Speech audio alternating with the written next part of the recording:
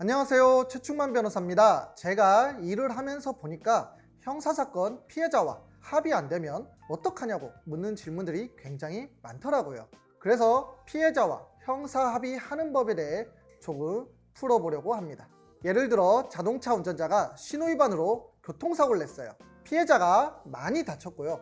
신호위반은 교통사고 13대 중과실이기 때문에 형사처벌을 받게 되는데, 여기서 처벌을 적게 받으려면 피해자와 형사 합의라는 것을 해야 합니다. 그런데 만약 피해자가 과도한 합의금을 요구하거나 특별한 이유 없이 합의를 거부하면 어떻게 될까요?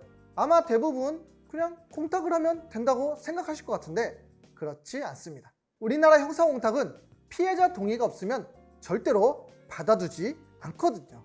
어찌어찌 피해자 인적사항과 관련 서류를 확보해서 형사공탁이 되더라도 피해자가 법원에 난 공탁에 동의한 적 없습니다, 라는 서류만 제출하면 그 효력이 즉시 사라집니다. 그래서 현재로서는 피해자 동의가 없는 합의, 공탁 전부 다 불가능한 것이 현실인데요.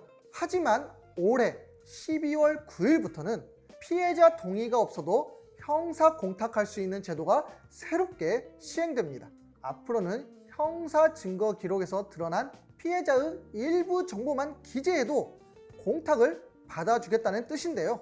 그렇게 해서 가해자는 피해자와 합의를 못해도 자유롭게 형사 공탁을 할 수 있게 됐습니다. 사실 예전에는 피해자 동의가 없어도 공탁할 수 있는 제도가 있었어요.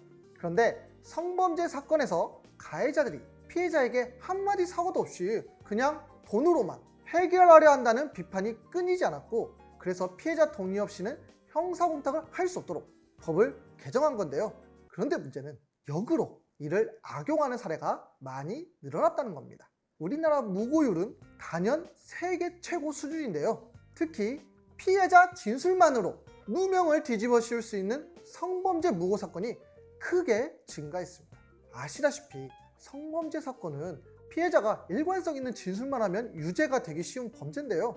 고소당한 사람 입장에서는 그 받는 스트레스가 얼마나 어마어마하겠나요. 성범죄 사건 특성상 피해자와 합의하면 풀려날 가능성은 높은데 결백을 주장하자니 4%밖에 안 되는 그 무죄를 받아야 한다는 부담이 있고, 그래서 고소를 당한 사람 입장에서는 뭘 선택해야 할지 참 어려운 문제인데요. 그러다 보니까 마음 약한 남자들을 타깃으로 합의를 유도하는 무고범죄가 끊이지 않았고, 이를 바로잡기 위해서 합의 없는 공탁법을 부득이 다시 시행할 수밖에 없게 된 것이죠.